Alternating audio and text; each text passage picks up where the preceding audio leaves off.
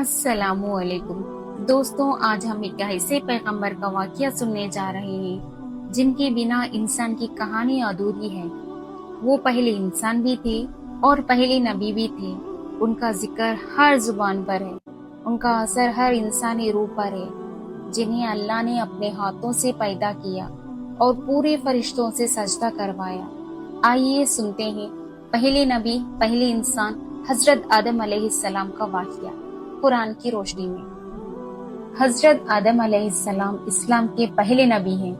اللہ تعالیٰ نے انہیں سب سے پہلے انسان بنایا اور انہی سے انسانی سلسلے کی شروعات ہوئی۔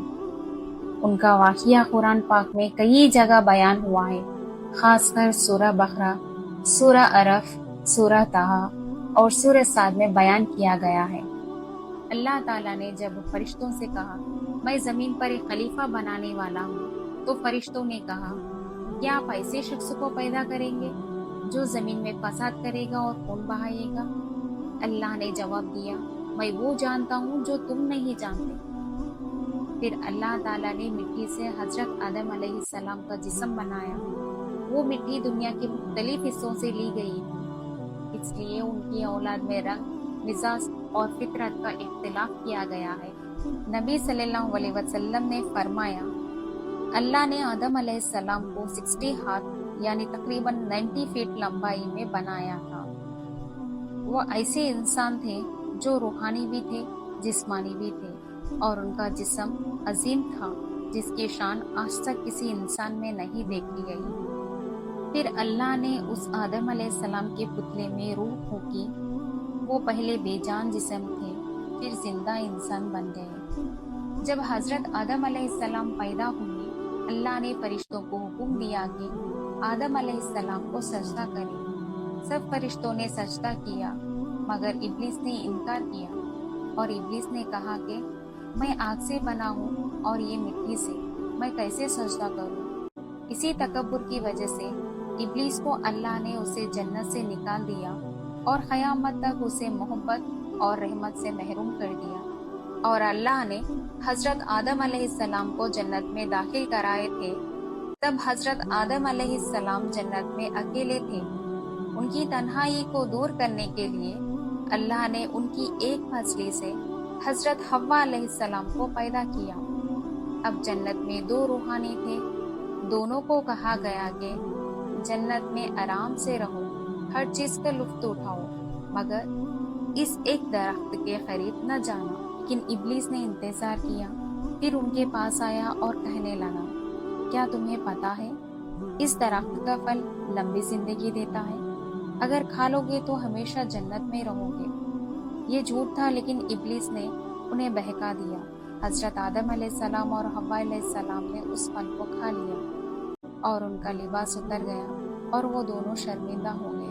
جب انہیں اپنی غلطی کا احساس ہوا تو دونوں نے اللہ کے سامنے رو رو کر توبہ کی، اور سورہ عرف میں فرمایا گیا، ربنا ظلمنا انفسنا وان لم تغفر لنا وترحمنا لنکونن من الخاسرین۔ تفسیر میں آتا ہے کہ یہ دنیا کی پہلی توبہ تھی اور سب سے قبول شدہ توبہ بھی ہے۔ اللہ نے ان کی معافی قبول کر لی۔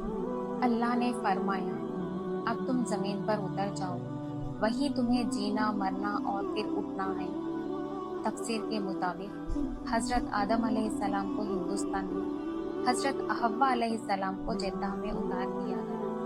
وہ دونوں میدان عرفات میں مل گئے اور وہیں سے انسانی زندگی کا اصلی سفر شروع ہوا۔ حضرت آدم علیہ السلام کے 2 بیٹے تھے، ایک کا نام تھا قابیل اور ایک کا نام تھا حابیل۔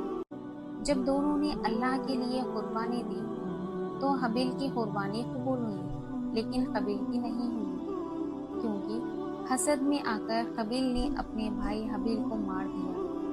یہ دنیا کا پہلا قتل تھا۔ حضرت آدم علیہ السلام نے تقریباً 930 سال زندگی گزاری۔ جب ان کا انتقال ہوا تو فرشتوں نے آ کر انہیں دفن کرنا سکھایا۔ ان کا مقبرہ کہیں ہندوستان یا سری لنکا میں ہونے کا ذکر ملتا ہے، لیکن یقینی جگہ کا علم اللہ کو ہے۔